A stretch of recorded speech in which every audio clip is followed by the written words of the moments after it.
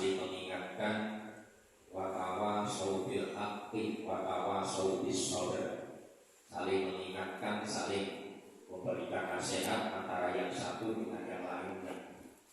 Kula matur dhateng panjenengan, tidak jaminan bahwa saya yang ada di depan lebih baik daripada panjenengan. Itu tidak jaminan, dan tidak jaminan pula saya yang ada di depan itu paling pintar. Boten, kita sama-sama bodoh sebagai hamba Allah yang dhaif, tidak berdaya. Kula panjenengan sama-sama hamba Allah yang miskin, fakir, tidak punya apa-apa. Kula panjenengan sama-sama hamba Allah yang butuh kepada Allah. Makanya kula panjenengan siapapun kita, background kehidupan dan latar belakang rumah tangga keberadaan masing-masing tidak layak kula panjenengan memiliki sifat yang bernama takabur. Takabur itu merasa besar karena ilmu, merasa besar karena pangkat, merasa besar karena jabatan, merasa besar karena harta, merasa besar karena wewenang, merasa besar karena prestasi atau prestise. Itu namanya takabur. Dan kula panjenengan tidak layak. Yang pantas untuk sombong itu cuma Allah. Takabur itu pakaian Allah. Ketika kula panjenengan menyandang pakaian Allah itu kedondoran, terlalu besar, tidak layak, tidak pantas. Jadi makanya masjid ini menyatukan kula panjenengan untuk menjadi hamba yang sama. Sama-sama hamba Allah, sama-sama tauhid, sama-sama awam, sama-sama bodoh, sama-sama miskin, sama-sama lemah, sama-sama tidak berdaya. Kula panjenengan ini kan disekretari oleh Allah. Gerak langkah kehidupan, aktivitas apapun yang kita kerjakan itu disekretari oleh Allah, ditakdirkan oleh rencana oleh Allah Subhanahu wa Ta'ala. Ibarat kula panjenengan ini robot sudah direpot jarak jauh oleh Allah melalui jutaan malaikat yang ditugaskan untuk mengontrol, untuk mengawal, untuk mendampingi kehidupan kula dan panjenengan.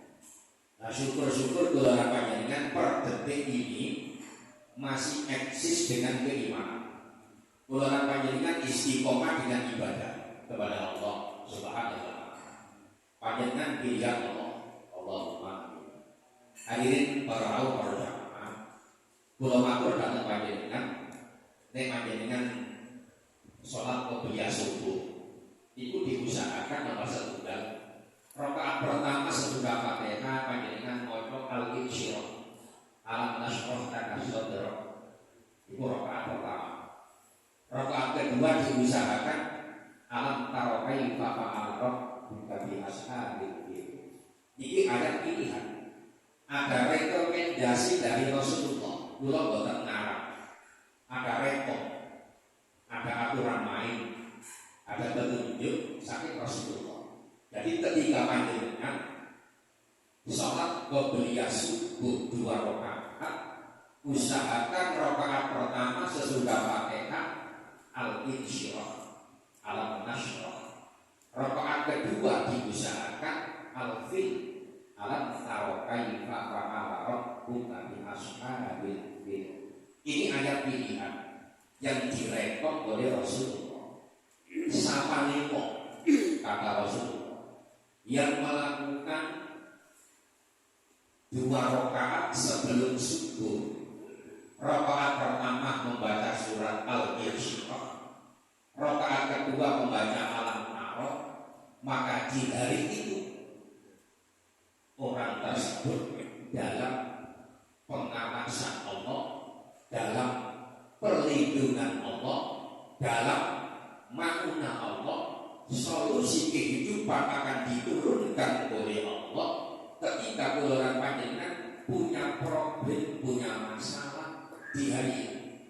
Jadi Allah turun untuk campur tangan, memberikan solusi, memberikan jawaban terhadap permasalahan yang kita hadapi di hari itu. Pertolongan Allah berpihak kepada panjenengan. Ini betul. Makanya emang itu dimanfaatkan. Bukan berarti tidak boleh membaca ayat yang lain. Monggo, betul apa? Bahkan panjenengan mari termasuk rukuk juga boleh. Atau membaca surat, karena membaca surat hukumnya sunnah. Hukumnya sunnah bukan wajib. Yang wajib itu Fatihah. Yang wajib itu Fatihah. Baik sholat sunnah maupun sholat wajib. Yang wajib itu Fatihah. Karena termasuk min arkanis sholat. Salah satu dari rukunnya sholat yaitu membaca Sabatul Masani, suratul Fatihah. Hadirin para jamaah yang dimuliakan oleh Allah Subhanahu wa taala.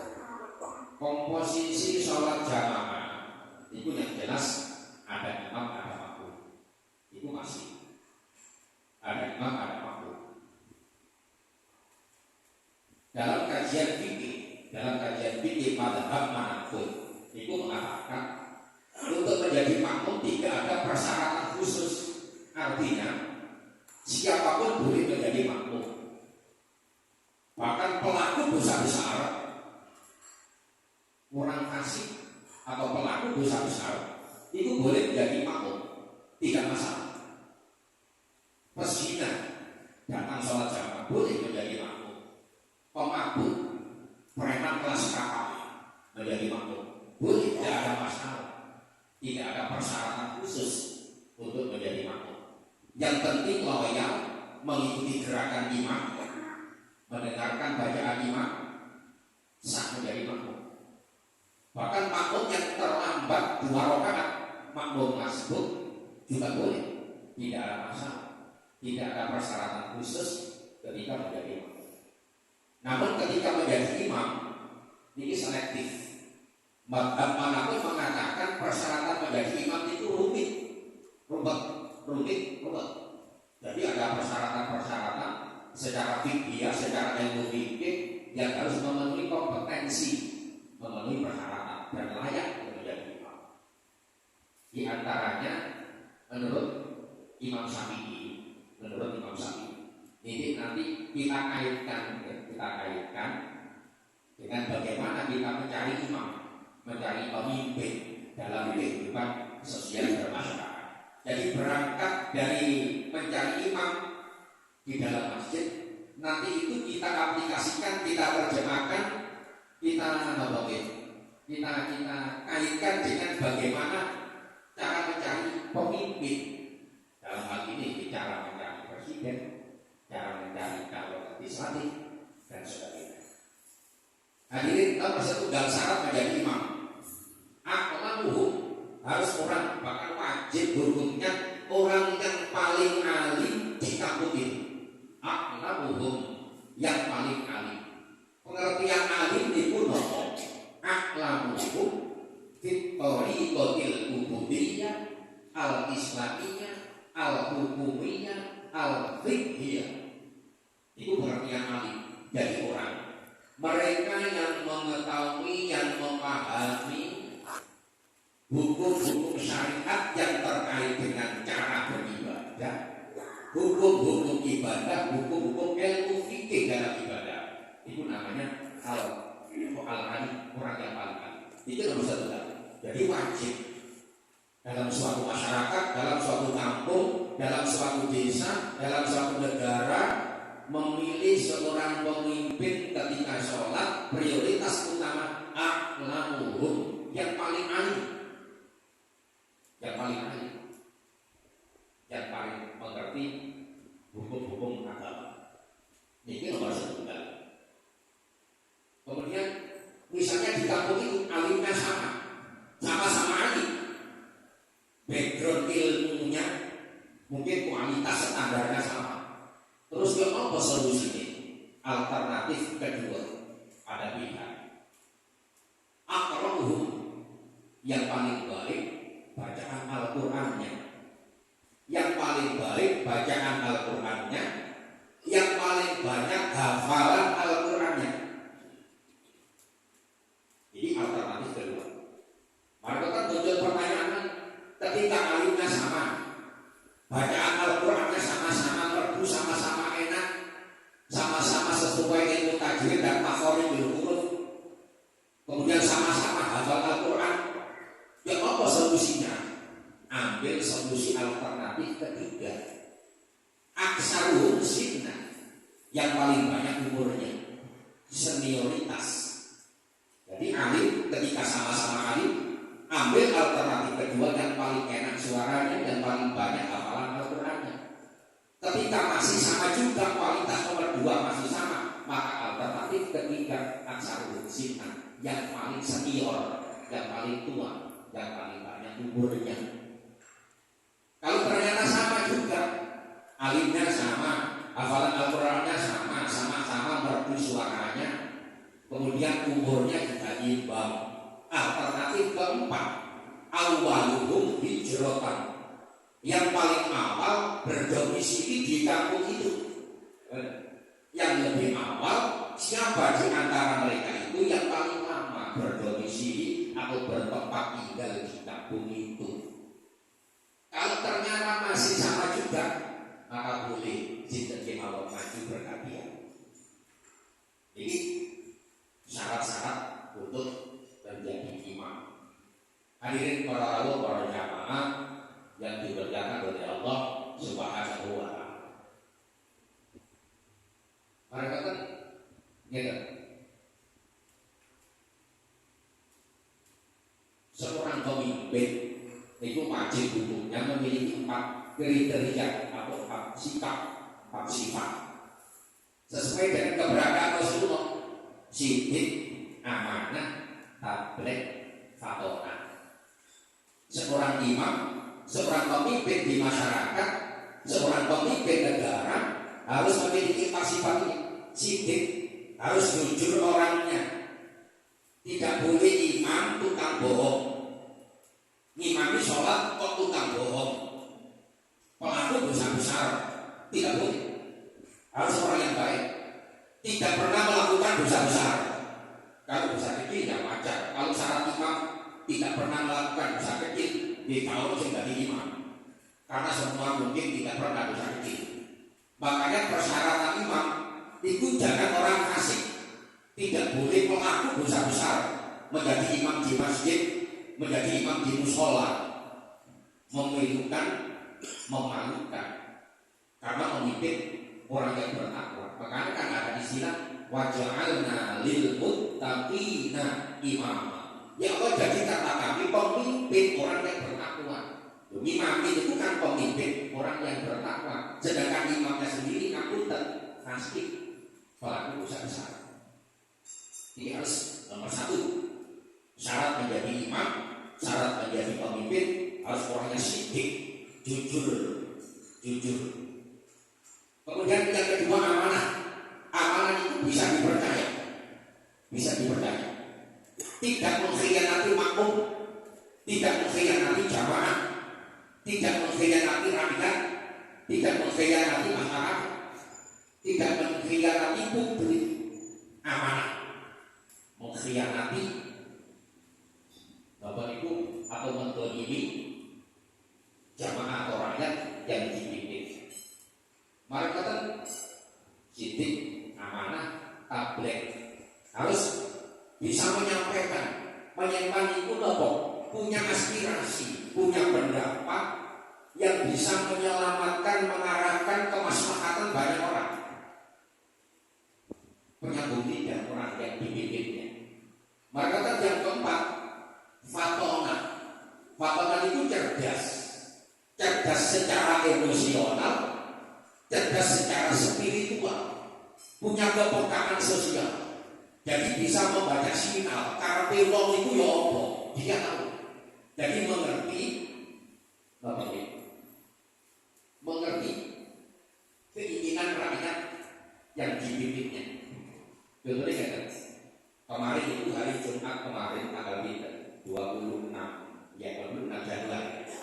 Kalau itu pas kebetulan ngimami khutbah Jumat di masjid Rumah Sakit Delta Surya Sidoarjo. Sebelum pelaksanaan sholat Jumat dilaksanakan, beliau datang lebih awal. Setelah beberapa menit beliau datang, sebelah kiri beliau ada makmum sholat di sebelah kiri beliau. Sholatnya lama sekali lama. Ruku'nya suwe, sujudnya suwe, berdirinya suwe. Saya menyimpulkan Aku yakin itu butuh wong NU. Nah wong NU sholatnya balapan. Ini yang riko, yang pulau, yang rilihan. Suwe sholat. Mereka kan sampai 1 rakaat datang orang berikutnya sebelah kanan saya. Sholatnya cepat. Yang datang lebih awal sholatnya mari-mari sampai ke salib yang ada di sebelah kanan saya. Sholatnya lebih cepat, ekspres, bis pengalaman profesional. Kalau menyimpulkan ini momen sebab sholatnya bandel. Nopo kalau bisa ngarani ngono. Sebab kalau ada pengalaman roto-roto ini kalau imami terawih niku ada request boten saged boten suwe-suwe Ustaz. Jadi niku jamaah seneng nek mater. Kula jawab siap. Sesuai permintaan. Berarti kesimpulannya kula selaku imam, selaku khatib harus bisa mengakomodir semua jamaah. Akhirnya niku kula niki bingung. Berarti sholatku itu nek aku menyesuaikan wong sing sebelah kiri sholat terlalu lama, aku mesakno wong sing sebelah kanan. Kalau saya sholatnya terlalu cepat, saya juga kasihan ambil wong sing sholatnya terlalu lama. Akhirnya apa? Win-win solution. Ambil alternatif jalan tengah, sama-sama diuntungkan. Tidak terlalu lama, tidak terlalu cepat. Ini harus begitu. Itu namanya pemimpin yang fatona. Pemimpin yang fatona, pemimpin yang cerdas bisa membaca kondisi makmumnya. Panjenengan tidak boleh.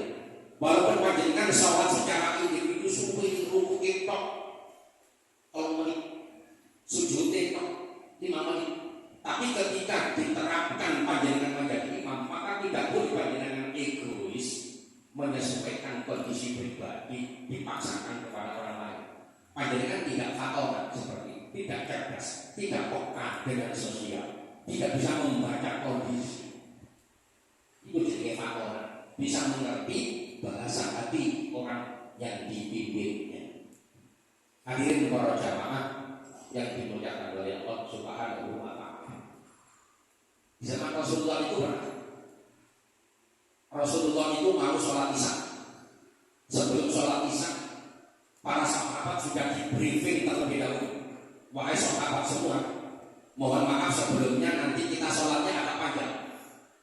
Siap ya Rasulullah, sami'na wa ata'na. Karena sahabat-sahabat pilihan otomatis ya sami'na wa ata'na, tunduk patuh loyal kepada Rasulullah. Siap ya Rasul, sholat panjang. Rakaat pertama Al-Baqarah ya. Oke. Rakaat kedua abasa wa tawalla an ja'ahul a'ma. Oke, siap ya Rasulullah. Jamaah pilihan. Setelah Rasulullah Allahu Akbar membaca kabiro atau doa iftitah, kemudian membaca Fatihah. Setelah membaca Fatihah itu ada seorang ibu sedang menggendong bayi kecilnya yang masih mungil, masih balita, ikut nimbrung sholat jamaah. Rupanya dia seorang musafir, meletakkan bayinya di sebelah kiri untuk gabung sholat jamaah. Ketika tengah-tengah membaca Fatihah, Rasulullah dalam hatinya sami'tu sabiyyan bukaan. Aku sedang mendengar suara bayi yang sedang menangis. Ketika Fatihah, Rasulullah sami'tu sabiyyan bukaan. Aku sedang mendengarkan suara bayi yang sedang menangis. Akhirnya apa? Rasulullah banting setir. Yang semula rakaat pertama sudah dikondisikan maca Al-Baqarah, rakaat kedua sudah disetting membaca abasa wa tawalla. Saat itu juga Rasulullah banting setir. Rakaat pertama alam taro kaifa fa'ala rabbuka bi ashabil fil. Rakaat kedua inna a'tainaka al-kautsar. Dilanjut sampai salam, ditegur oleh sahabat yang ada di belakang. Ya Rasulullah, pripun bagaimana panjenengan kok tidak konsis dengan statement awal? Tadi panjenengan mengatakan rakaat pertama Al-Baqarah, rakaat kedua abasa wa tawalla. Tapi kenapa kok alam taro kalian inna atau inakal kausar.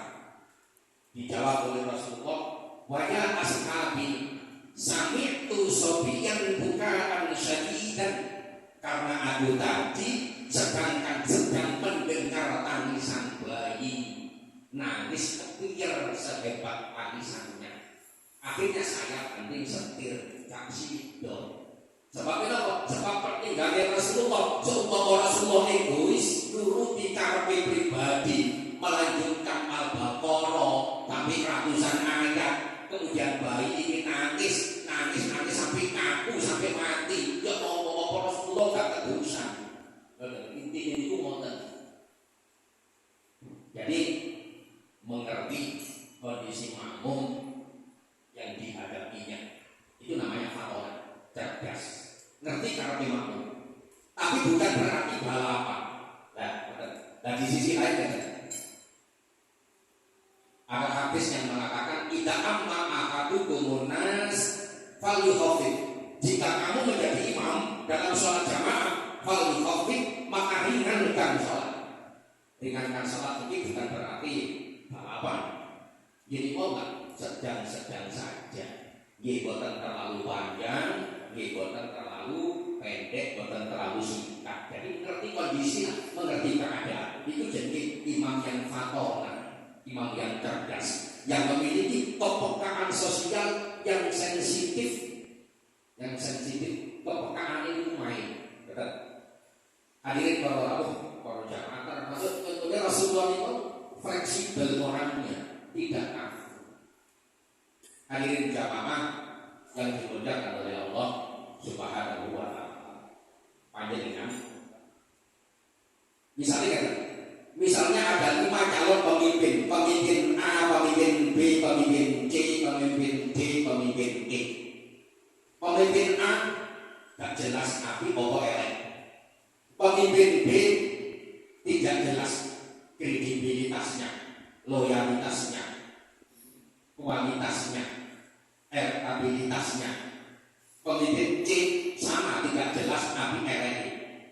Pemimpin D juga sama samar-samar, bisa jadi imbang antara api elek.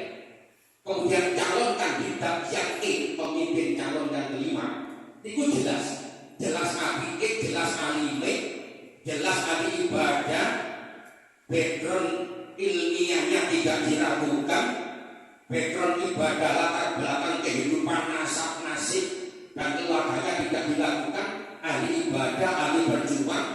Kalau teman-teman api bukan rahasia pribadi tapi rahasia umum, orang itu benar-benar api, maka wajib hukumnya memilih pemimpin sing api.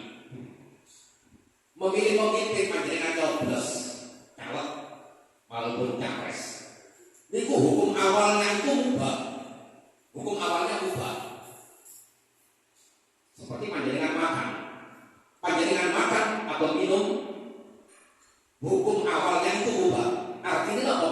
Panjenengan makan terserah jenengan, panjenengan boten makan terserah panjenengan, itu ubah. Pilihan untuk dimakan atau mungkin untuk tidak dimakan, itu jadi ubah. Tapi yang ubah bisa menjadi haram, yang ubah bisa menjadi makruh, yang ubah bisa menjadi wajib, tergantung kondisi yang menyertainya. Contohnya kan, makan minum hukumnya ubah, tapi bisa berubah menjadi haram ketika panjenengan makan, ketika panjenengan minum diniatkan agar badan kuat bisa merampok orang, bisa mengambil hak paksa milik orang lain. Maka makan seperti itu yang berubah menjadi haram karena niatnya salah. Jadi pemimpin gimana? Panjenengan makan, panjenengan minum, itu hukumnya ubah. Tapi yang ubah bisa berubah menjadi wajib ketika panjenengan kondisi keluar. Ya, kondisi keluar. Kalau ini tidak dimakan, maka berakibat madorot, isok-isok mati keluar. Maka makan seperti itu berubah menjadi wajib. Dari pemimpin gimana? Asluhu ikhtiarul imam mubahun. Hukum asal dari memilih seorang imam, memilih seorang pemimpin, hukum asalnya adalah mubah. Dari panjenengan nyoblos ya oleh, enggak nyoblos ya oleh. Cuma yang mubah bisa berubah menjadi wajib ketika sudah nyata benar-benar ada pilihan yang sesuai dengan kriteria syariat Islam. Maka wajib. Tapi kalau teman-teman pemimpin yang api yang layak, maka wajib untuk dimilih. Wajib. Sebabnya istilahnya pemimpin yang sesuai dengan kriteria pilihan sesuai dengan standar syariat. Hadirin jamaah yang dimuliakan oleh Allah, gimana dengan sakit meneliti menganalisa sendiri siapa di antara mereka yang terbaik menurut panjenengan.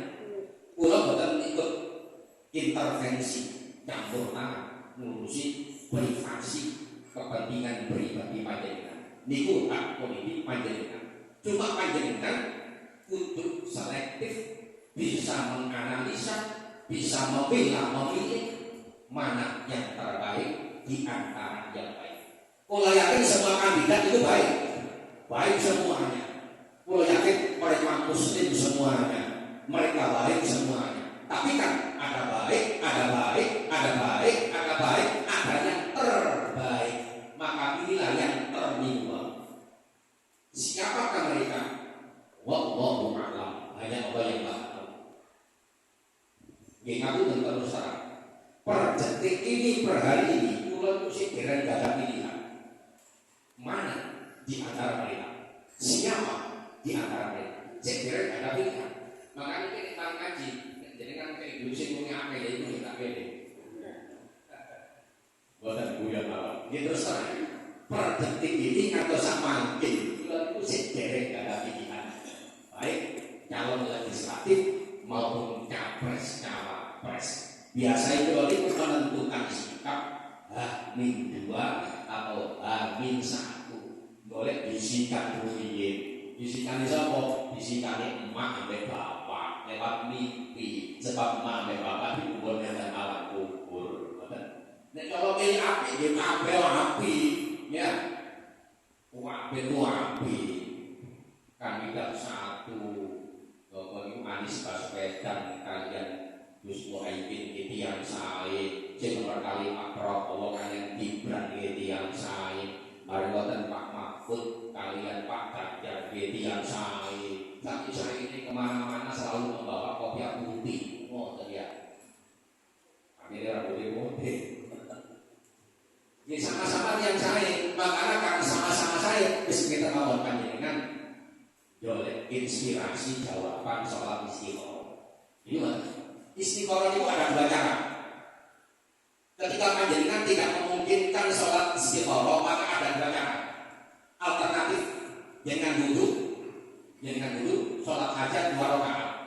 Maksud sholat hajat, panjenengan mau Fatihah, tawasul kepada Rasulullah, Fatihah kepada Rasulullah. Mari panjenengan buka Al-Quran tepat buka. Terserah, dengan buka yang mana? Dalam satu lembar itu, panjenengan bandingkan huruf kho sama huruf shin itu lebih banyak mana? Kho simbol khair artinya kebaikan. Kalau shin simbol syarrun artinya keburukan atau kejahatan. Misalnya panjenengan pilih A, kalau sih tak guna untuk ambil A. Makanya panjenengan istiqoroh lewat Al-Quran dengan buka kondisi mami sholat hajat. Masuk kepada Rasulullah, jangan buka lebih banyak mana? Pilihan A ini huruf kho apa huruf shin? Kalau huruf kho lebih banyak, mantap pilih dia. Berarti khair, kebaikan yang lebih banyak daripada keburukan. Kemaslahatan yang lebih banyak untuk umat, untuk masyarakat, untuk rakyat, untuk bangsa dan negara. Namun ketika huruf shin yang lebih banyak, jangan diteruskan. Shin syarrun simbol keburukan, kejahatannya lebih banyak, madorotnya lebih banyak daripada kemaslahatan. Itu alternatif kedua cara untuk menentukan pilihan. Ketika panjenengan pun mantap, kita usah istiqoroh. Istiqoroh itu kan ketika ada dinten, ada jalan buntu kita tidak bisa memilih, tidak bisa memilih,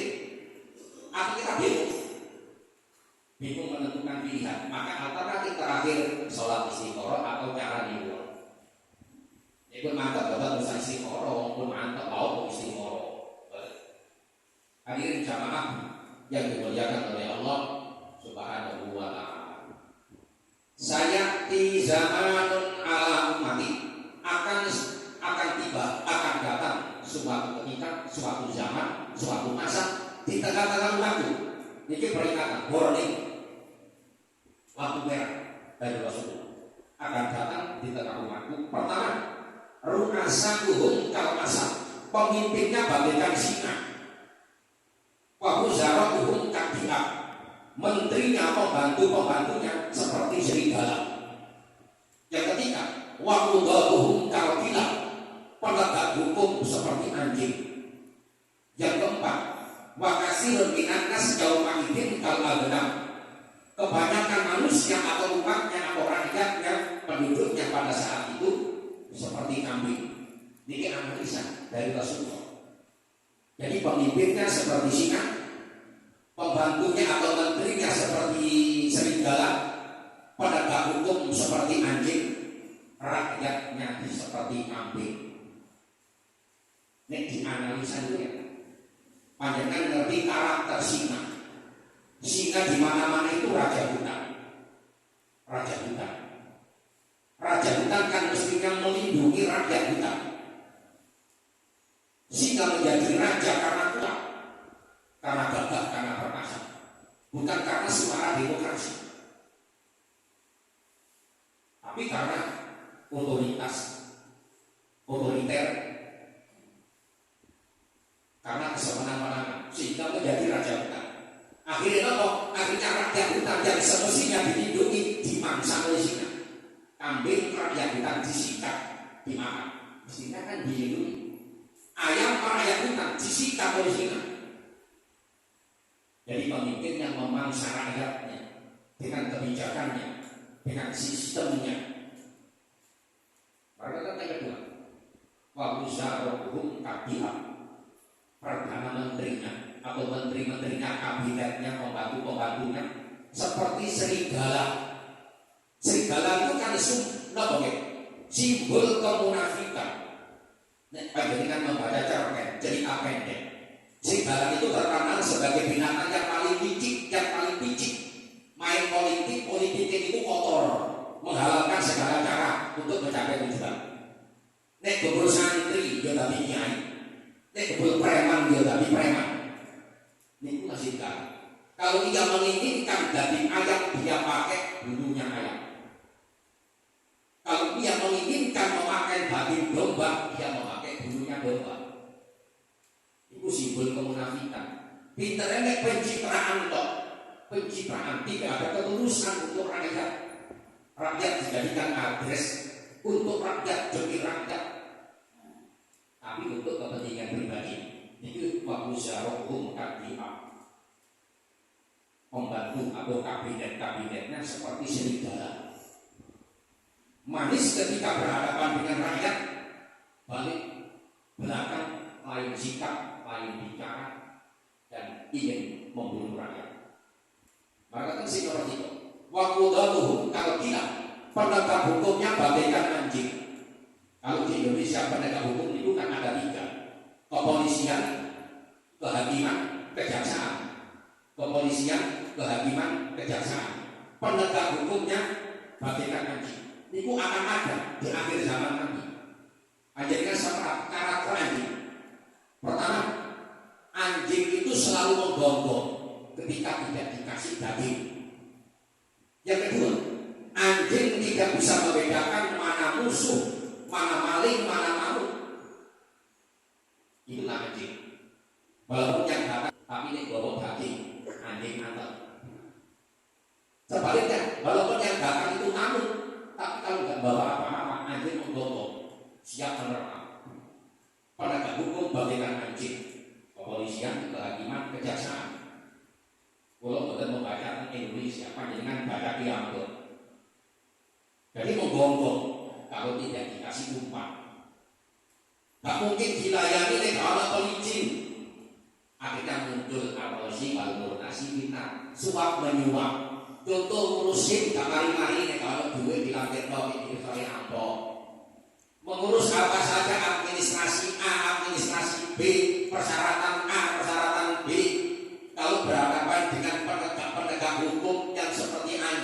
panjenengan ditelantarkan kalau nggak membawa daging, nggak membawa uang. Uang itu nggak ada konco guru PNS. Sehingga hilang, karena hilang otomatis biaya itu ngurus yang baru. Jadi umuran dulu 50 tahun ke atas. Corong pas sepeda motor kan pelaku senior, ya raja jalanan. Ikut praktek sip sampai 10 kali gagal. Sementara di sisi orang, di sisi lain ada orang sekali 2 kali lolos karena ada fulus di balik stoknya. Itu ada waktu dahulu kalau bilang pada hukum tidak bikin daging akan menggonggong. Makanya bil fulus mulus, tanpa fulus mampus. Urusan apapun di dunia ini kalau memakai fulus perjalanannya akan mulus, tanpa fulus mampus, gak direken. Jadi kan urus sertifikat, kamu beli suri, kamari-mari. Jadi kan urus membeli malon, suri kamari-mari, coba ngaku uang. Ya, uang itu ternyata raja, bahkan bom bisa gaji meledak kalau disumpal dengan uang. Oh ya. Jadi waktu itu kalau bilang penegak hukum bagaikan anjing. Yang keempat, wakasirun minannas yauma idzin kal abnam. Rakyatnya, kebanyakan manusia pada saat itu kal abnam bagaikan kambing. Menjadikan kambing itu kan menang keroyokan, dikongkon ngetan, dikongkon mulon, dikongkon ngalor, dikongkon ngidul. Jadi tak punya alternatif pilihan. Mudah disetir, mudah dikendalikan, mudah dibodohi, mudah dibujuki, mudah dibakar emosinya. Makasih Rominanas yauma idzin kal abnam. Rakyatnya kebanyakan manusia pada saat itu seperti kambing, tidak berdaya. Dikirim ngalor embek, dikirim ngidul embek, bahkan mau disembelih embek. Itu simbol rakyat. Di akhir zaman tidak berdaya, tidak berkutik sama sekali, terikat oleh sistem yang penuh dengan kezaliman. Makanya panjenengan wajib hukumnya mencari pemimpin yang terbaik di antara yang baik. Jangan karena fulus, jangan karena uang, tapi karena nurani, karena kebaikan. Jadi sekali lagi wajib hukumnya mencari pemimpin yang terbaik di antara yang lain. Hadirin melalui wonten pertanyaan monggo.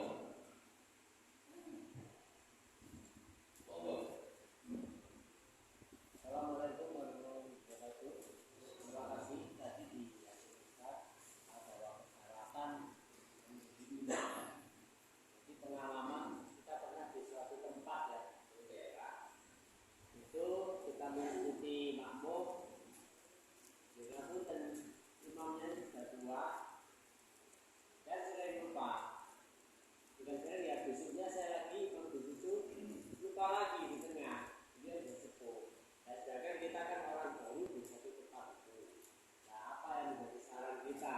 Jadi kita kalau di belakang pasti merasa takut lalu seperti itu. Mohon saran untuk kita yang sebagai orang baru di satu tempat itu untuk menyampaikan gimana. Terima kasih. Assalamualaikum warahmatullahi wabarakatuh. Ada kaidah usul fikih yang mengatakan ad-daruratu tubihul mahdzura. Kondisi darurat, kondisi emergensi itu diperbolehkan sebatas kedaruratannya di saat itu.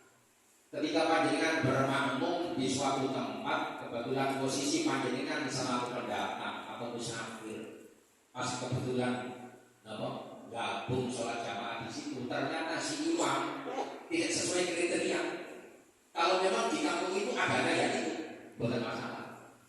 Memang adanya ya itu, tidak masalah. Kecuali ada yang lebih baik dari dia, maka itu baru bermasalah. Maka terus putih hukum sholat panjenengan tetap sah, tidak masalah. Sholat panjenengan tetap sah. Cuma dari sisi imam, ketika sudah sadar setengah pikun, ya mestinya tahu diri. Besok sholat subuh 5 rakaat. Ini kanggo ngrangkep senam pagi alasannya bener. Karena pikun niwon, karena pikun maka itu diperbolehkan sepanjang sebatas kedaruratannya saja. Jadi kedaruratannya dalam arti memang di kampung itu, di tempat itu tidak ada pilihan lain, maka boleh masalah.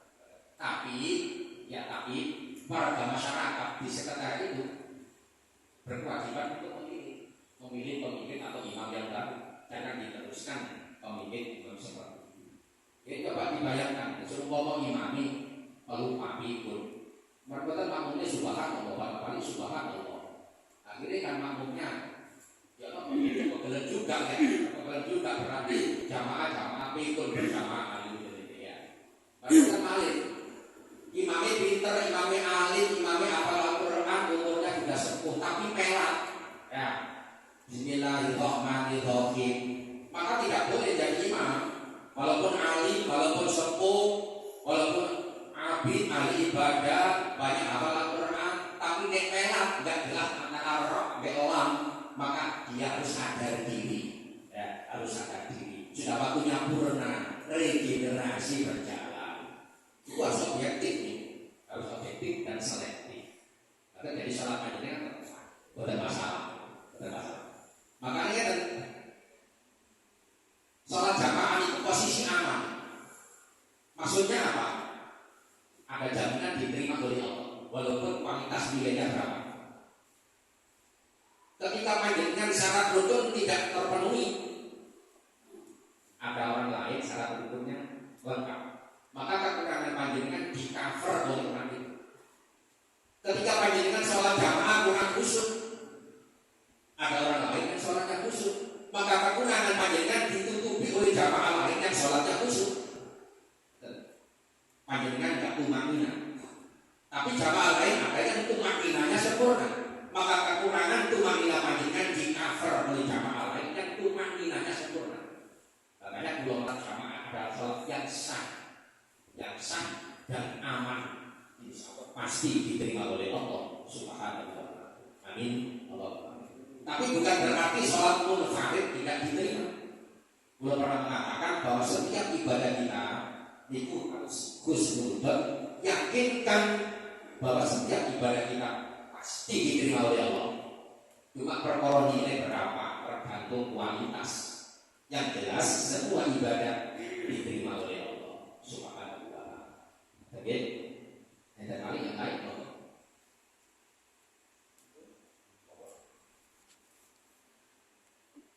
Menghadapi penegak hukum yang zalim, apa bisa dikatakan itu sesuatu yang darurat sehingga kita boleh melakukan apa saja? Contohnya, misalnya ada seorang ayah memberikan sebuah tanah kepada dua anaknya.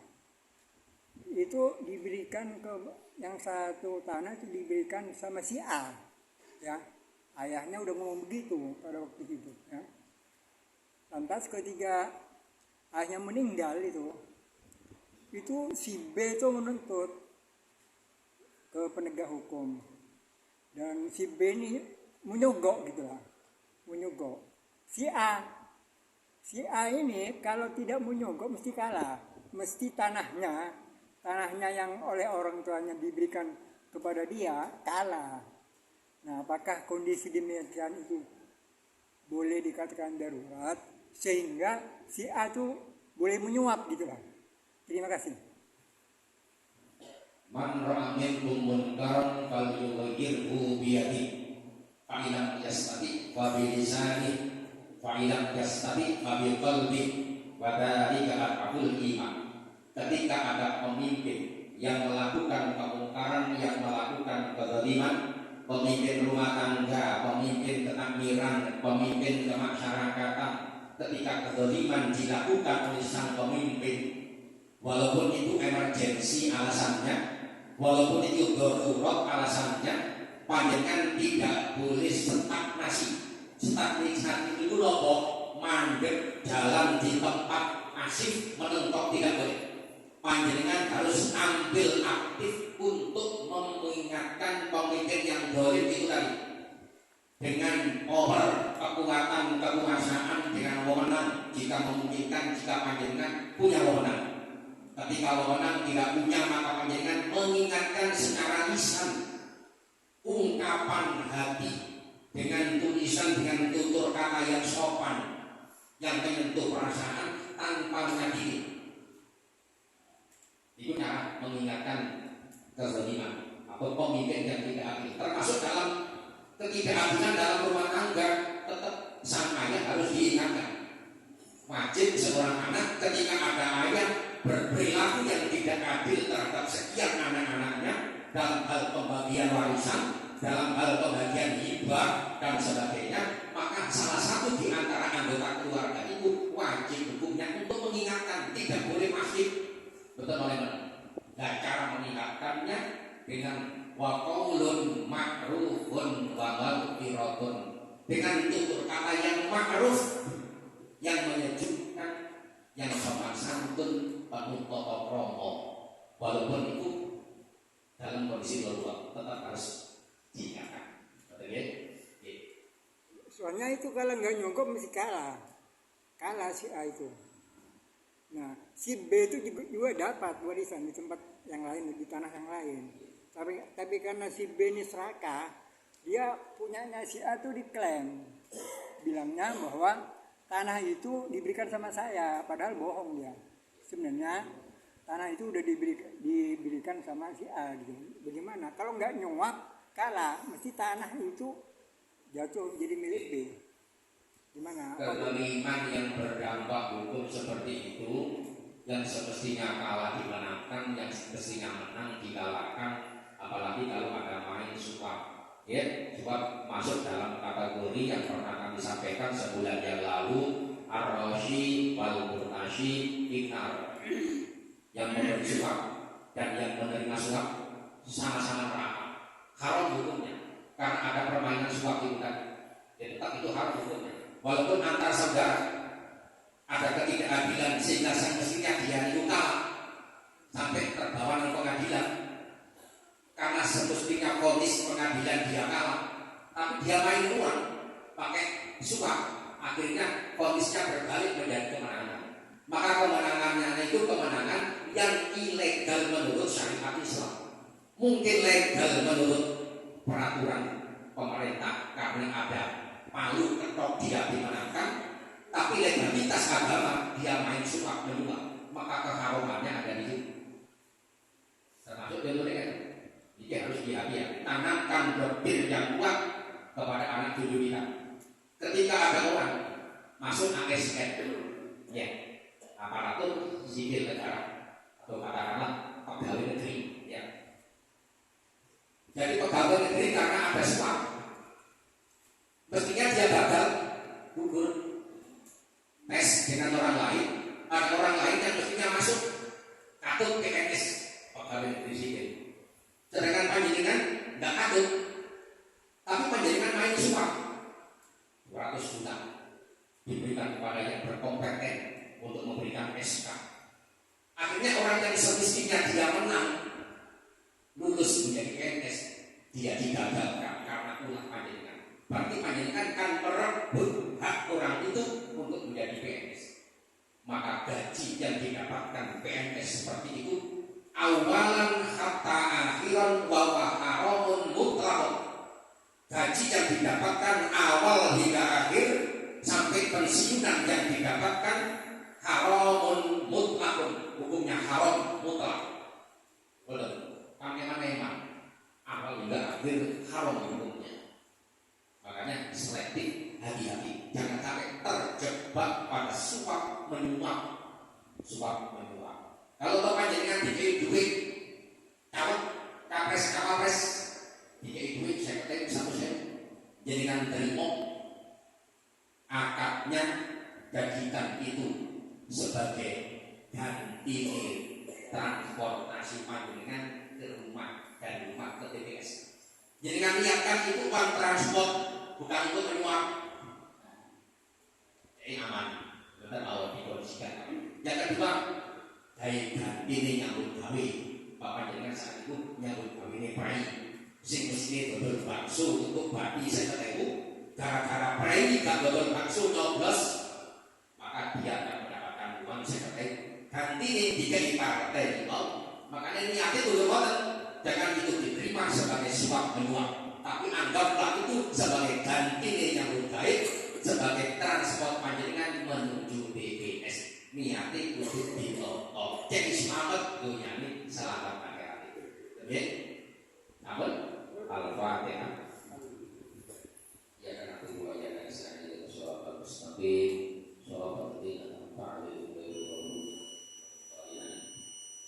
Allahumma shalli wa sallim wa barik ala sayyidina Muhammad walhamdulillahi rabbil alamin.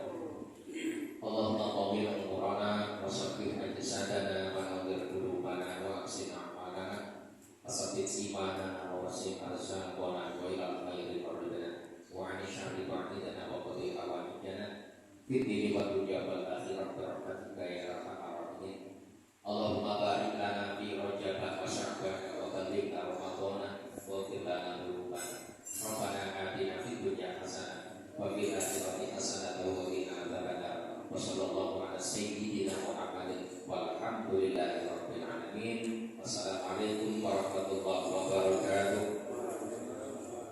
Allahumma shalli ala Muhammad ya Rabbi shalli alaihi wa sallim. Allahumma shalli ala Muhammad ya Rabbi shalli alaihi wa sallim. Sallallahu rabbuna ala nuril mubin Ahmad al-Mustafa sayyidil mursalin wa ala alihi wa sahbihi ajma'in.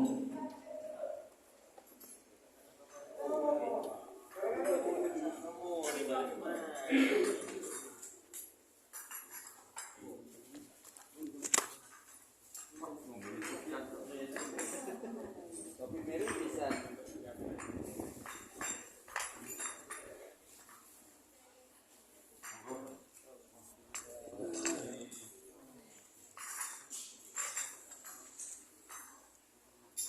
Pasang, mboten jebul. Sampeyan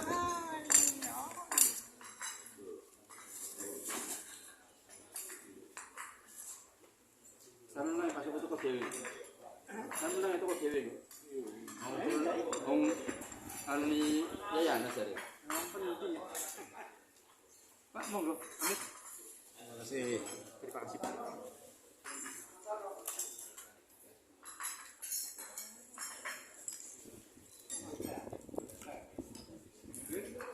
Unjuk beneran. Ya Mas. Lha tak jono Mas. Oh, kasih nggak apa-apa.